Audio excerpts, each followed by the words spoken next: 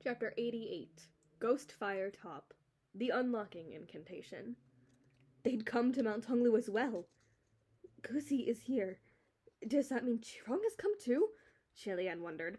There's no doubt he has. Look at that ball of green light on top of her head, Huacheng said. Guzi seemed a little afraid of Xuanji, staying very still while she carried him, but he did squirm subtly a few times. Perhaps her cold body was uncomfortable. Don't move, Xuanji admonished. Beneath the glow of that ball of green ghost fire, the muscles of her face appeared even more twisted the moment she opened her mouth. Ghost fire was one of the telltale signs of a ghost, but wearing it on top of one's head was in exceedingly poor taste. Any lady ghost who valued her own image would refuse to wear such a garish thing over her head. Shilian suspected that Chirong must have forced her to wear it.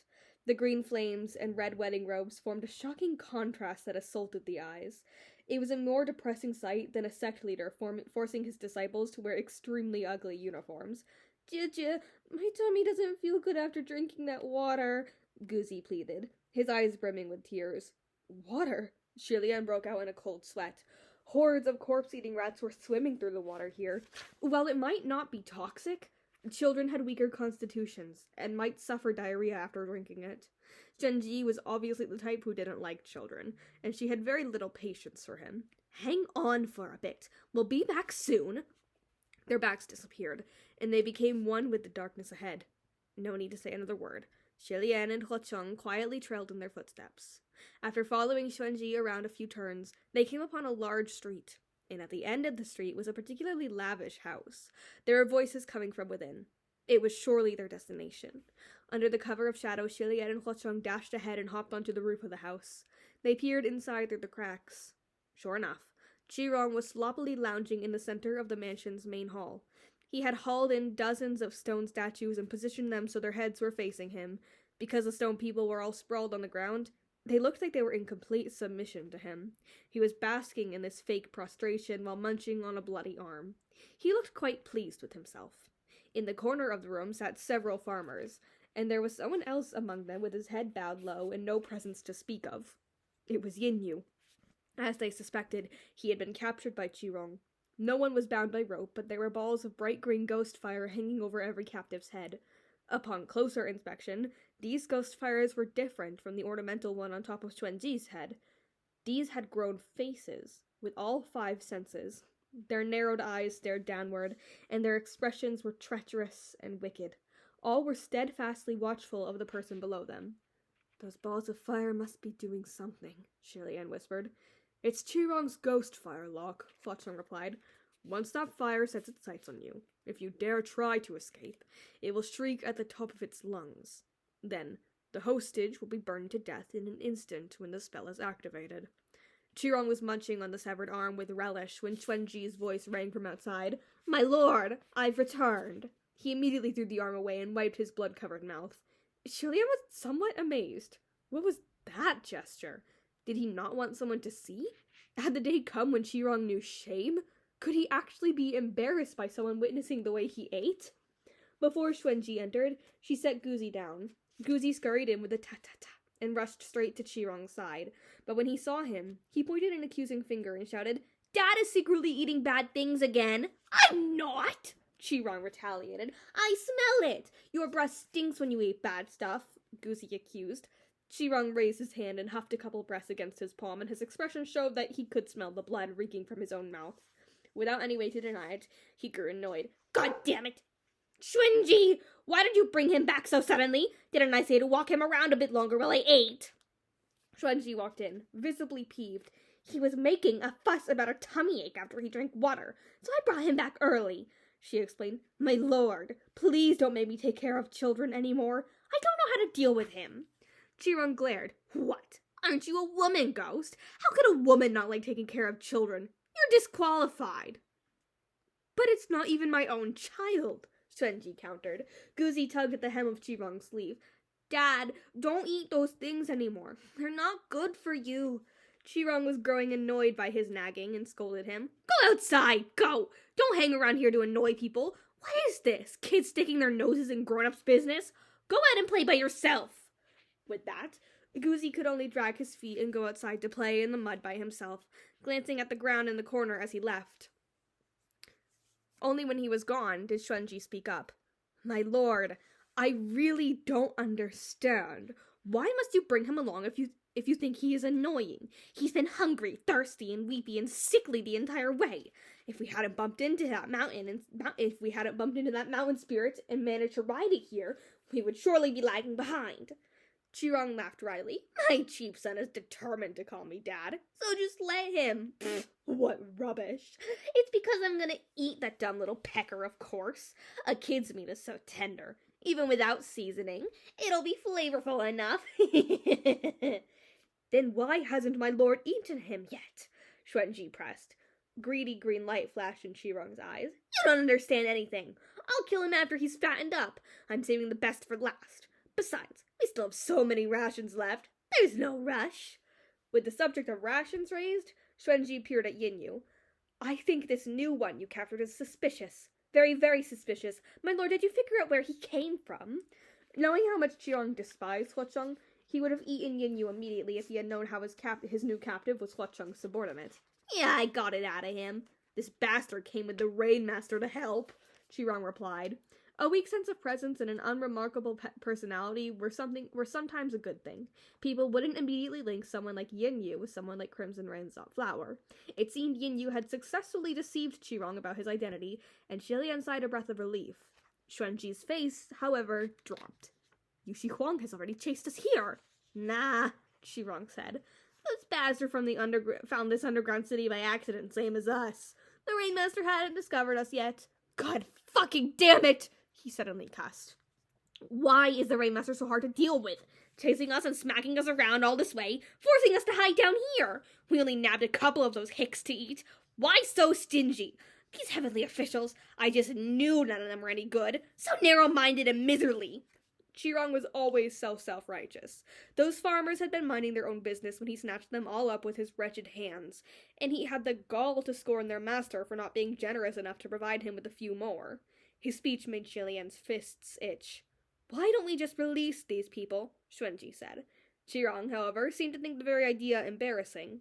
He glared. No, I already ate half of them, so it won't matter even if I release the rest. The feud has begun. The only way to prevent it would be if I didn't snatch any farmers at the start. Might as well eat them all now. But if anyone corners me, this ancestor will burn them all to the ground. We can all be miserable together. I didn't think it would go this way. Yushi Huang used to be so easy to bully. This never would have happened in the past. If we kidnapped people from Yushi country, I thought it would be swept under the rug and the insult be swallowed. That's the only reason I dared to make such a move. Who knew it would invite this much trouble in such a relentless pursuit? It seemed that Xuanji knew the Rainmaster personally, but her opinion of the official was quite low. They likely knew each other when they were both still mortal. Thinking back on all the legends, Shilian whispered, was Xuanji once a general in the kingdom of Xuxi? Guga guessed right, Huacheng said. That's exactly it. Shilian was dubious, but that's not right. Lord Rainmaster is a descendant of Yuji royalty, a quite high status.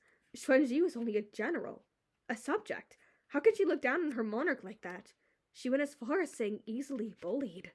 Just then, Chirong started ranting. Who cares about some Rainmaster, Dogmaster? Just wait till this Ghost King cultivates to supreme status in the kiln. I'll be reborn so powerful that I'll rock the world, and everyone, from heavens above to earth below, will be forced to bow before me, to kneel and eat the mud at my feet. Then I'll tear down Ghost City, sink Blackwater Island, and even Junwoo will have to be careful where he treads.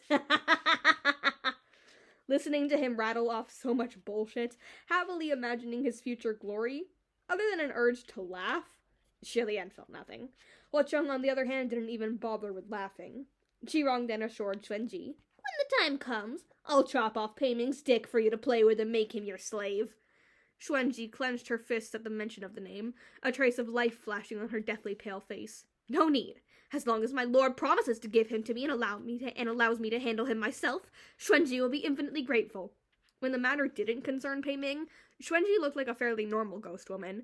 But the moment General Pei was mentioned, Shilian could see a shadow of that mad, obsessed specter from Mount Yujin. She had actually placed such absurd hopes on Chirong, a choice that could only be described as blinded by love. Shilian looked up. Sanlang, Yinyu and those farmers are in Chirong's clutches. What should we do? They could, of course, just saunter directly inside and beat Qirong and Xuanji to a pulp, but the farmers and Yinyu were hostages. Qirong was a fiend, and they had more to lose. He could immolate a hostage with every punch they threw.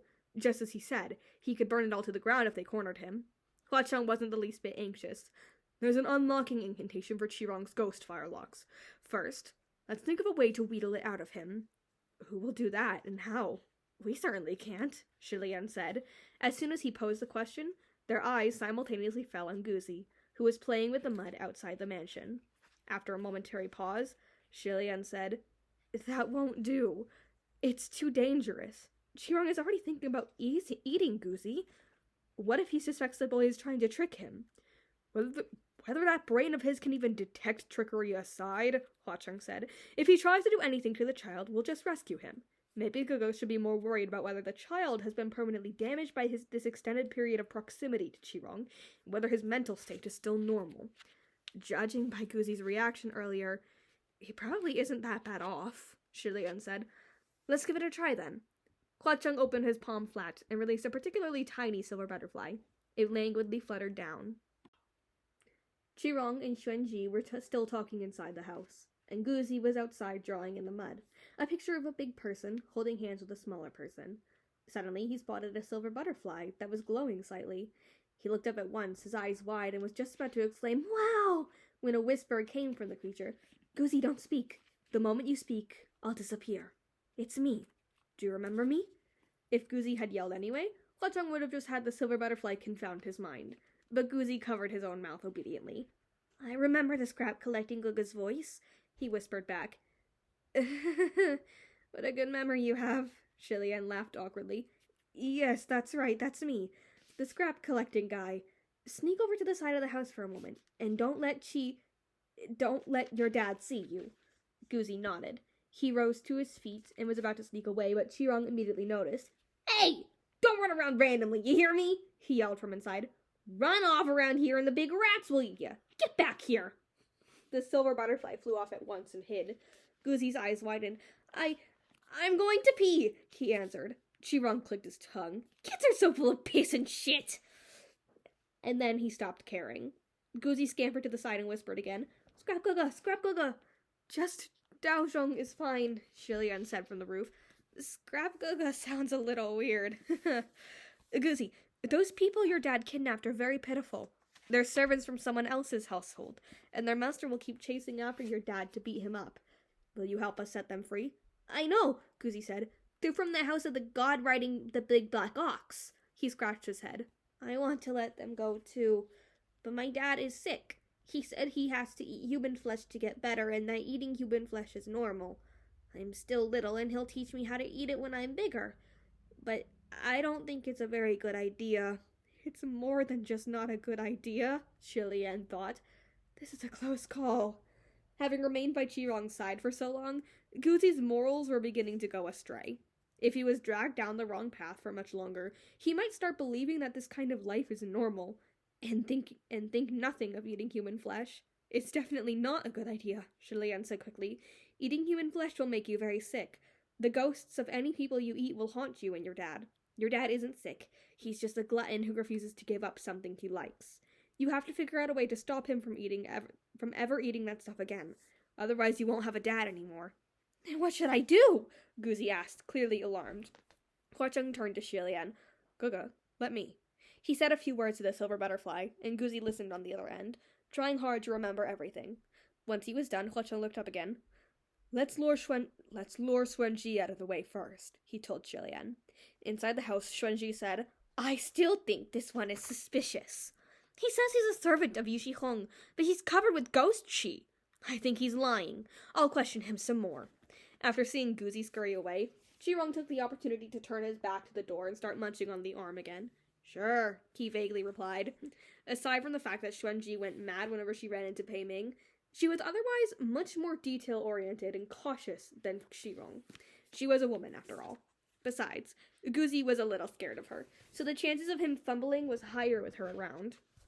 Shilian nodded. How do we lure her away? The two exchanged a look and said in unison, General Pei. Shilian pressed his hands together in prayer. There's no other way. We'll need to temporarily sacrifice you, General Pei. Everyone will thank you once we're saved. Hua Cheng laughed out loud. They should thank Gaga instead. Another silver butterfly materialized from the engravings on Hua Cheng's silver vambraces and flew next to Xilian's ear. A man's voice came floating through it. It was Pei Ming's voice. Hua Cheng had apparently left a few silver butterflies behind before they separated, and the voices on the other side were being broadcasted to them. Xilian listened closely for a bit. Then he whispered, "Let's cut this up a little and use these lines." Xuanji's back was facing the window. She stared at Yin Yu like a hawk as she interrogated him.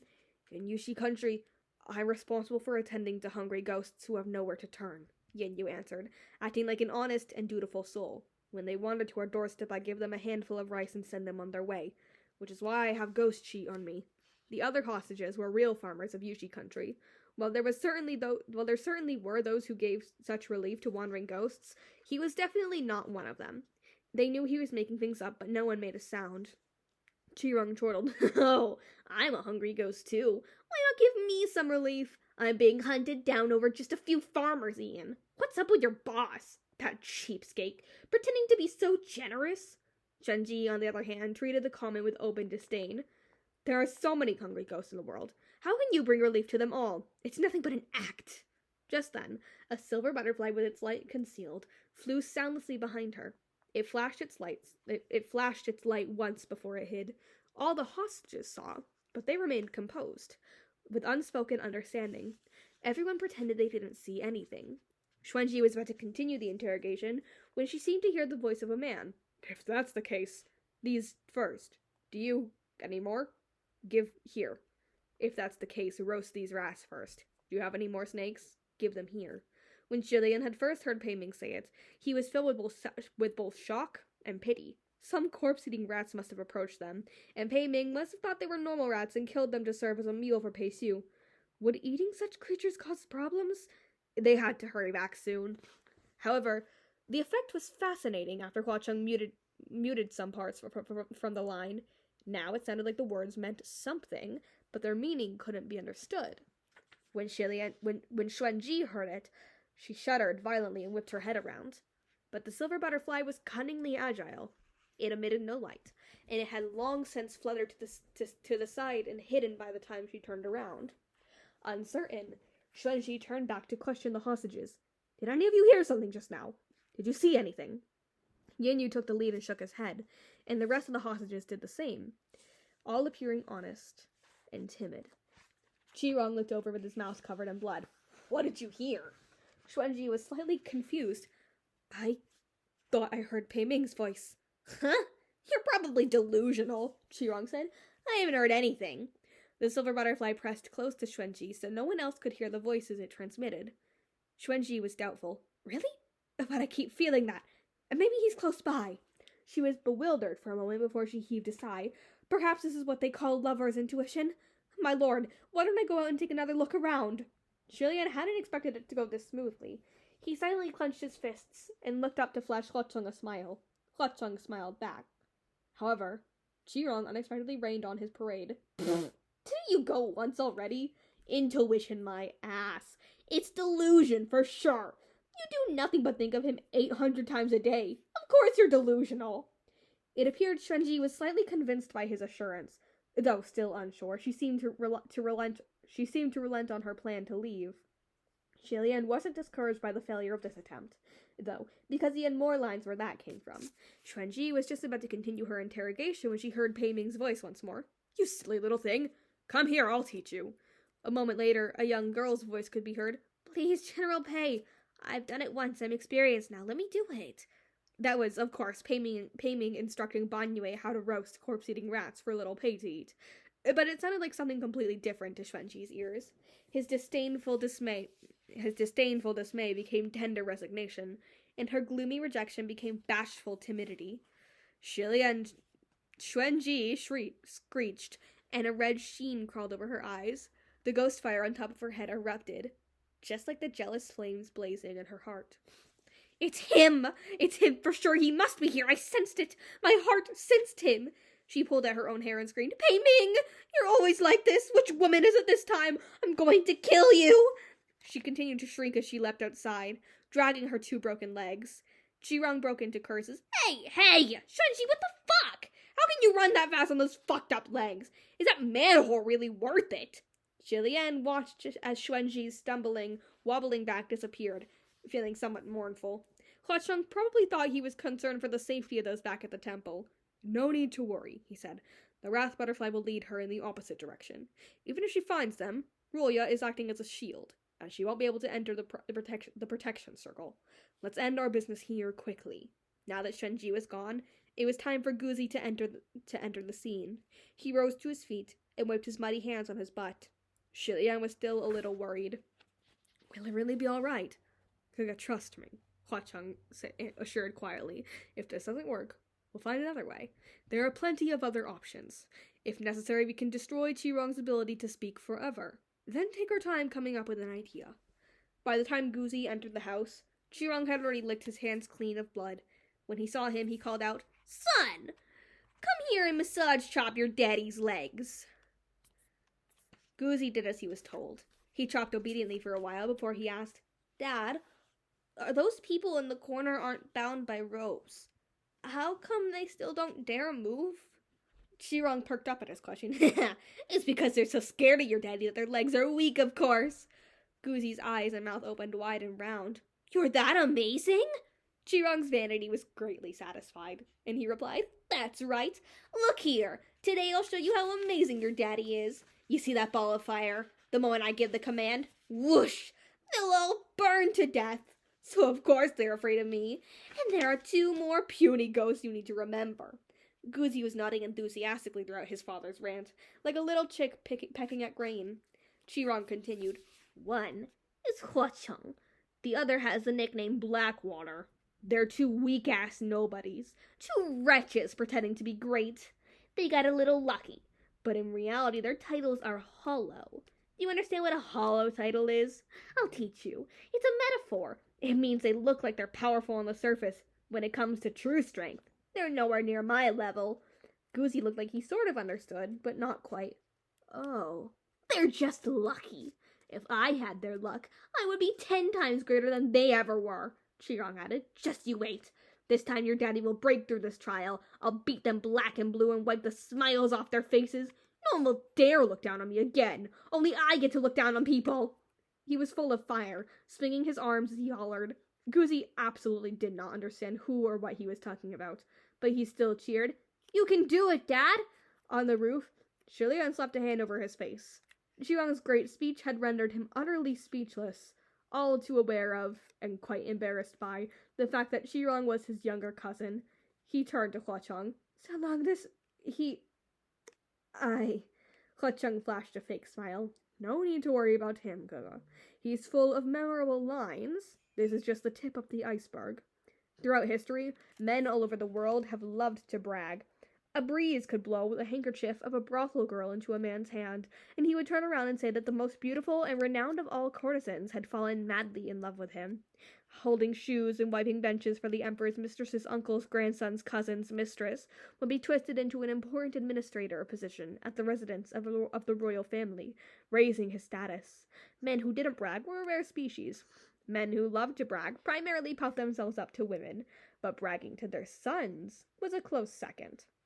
Julien recalled his youth, when his own father frequently spoke of his heroism and greatness in politics, both subtly and blatantly. This was why, when Julien was young, he deeply believed his father was a noble, valiant ruler whose great name would go down in history. When he eventually discovered that wasn't true, he'd been extremely disillusioned. The letdown was so great that it had sparked his teenage rebellion. As he reflected on this, Julien shook his head with very wry humor. Why would I compare Chi-Rong with my father? Really, how baffling. Maybe they did both love to elevate themselves in front of their sons, but his father's boasting fell within normal parameters. Chi-Rong, on the other hand, had reached a stage of absolute shamelessness and baseless self-righteousness. No wonder that even Blackwater, who always tried to stay under everyone's radar, regarded him with such contempt that he'd find any excuse to beat him up whenever they crossed paths. However, Julien was still a little puzzled. Why was Chi-Rong cursing so many others right now, but leaving Julien out? Did he have a change of heart?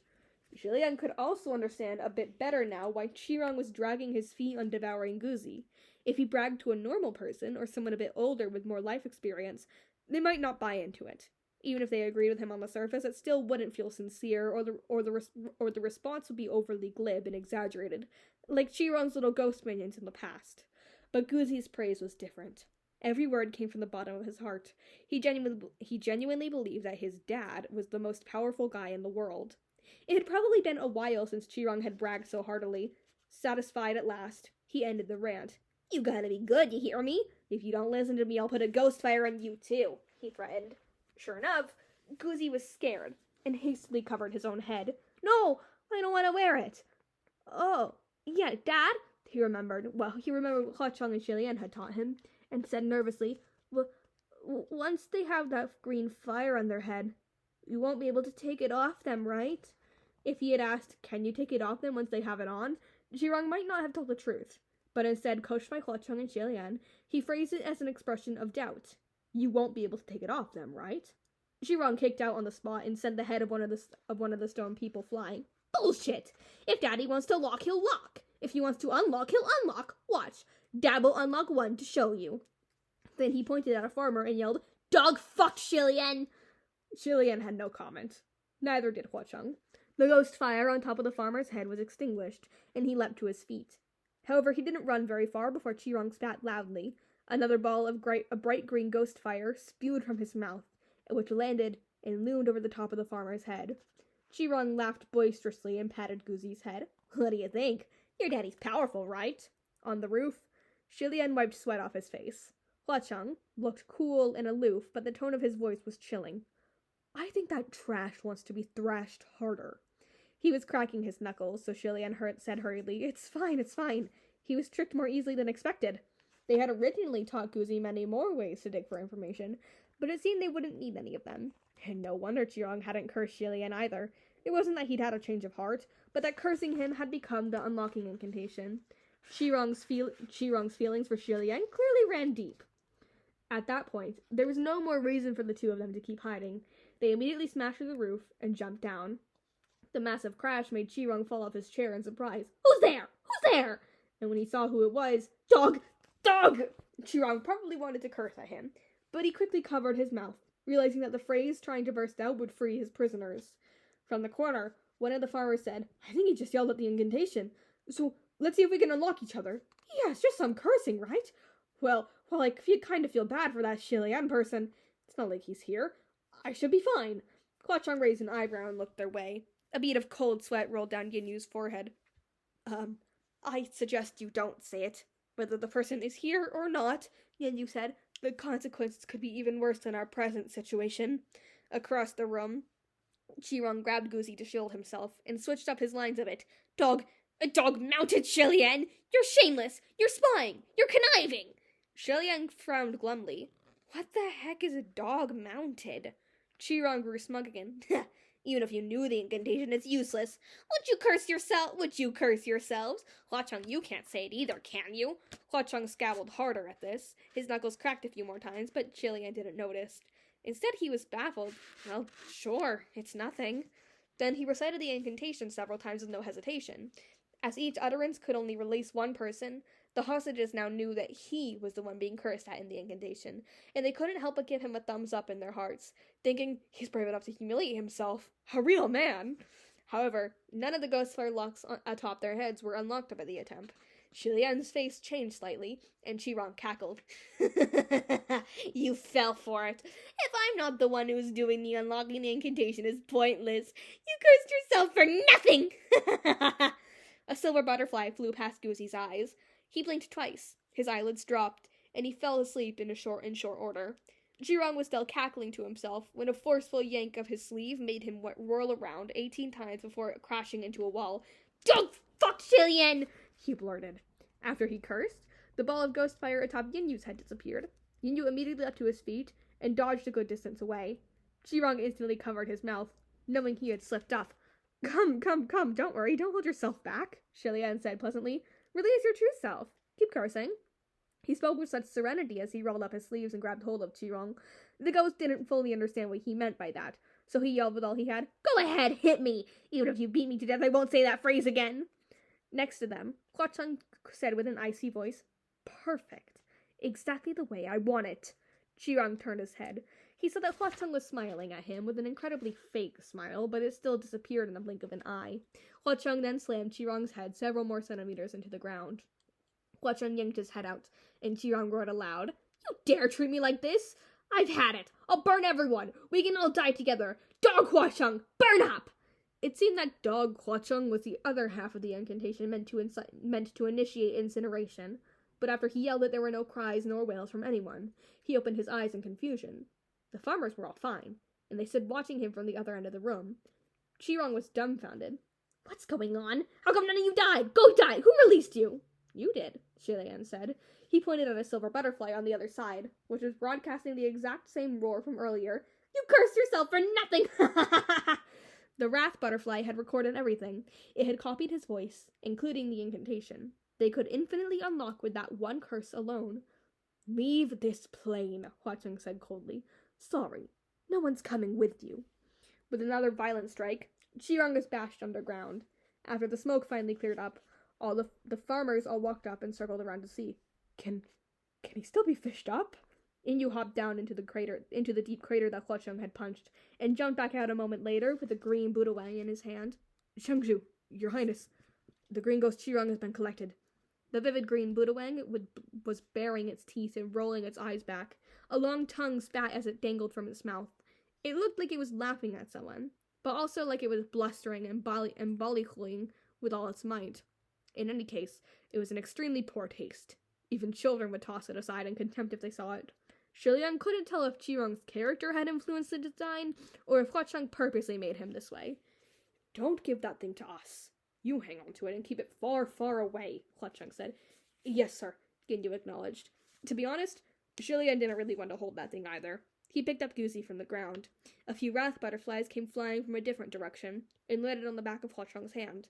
He cast a glance down, then said, "We need to hurry back to the Holy Temple." Shilian whirled around. "And did something happen there?" And that's chapter 88.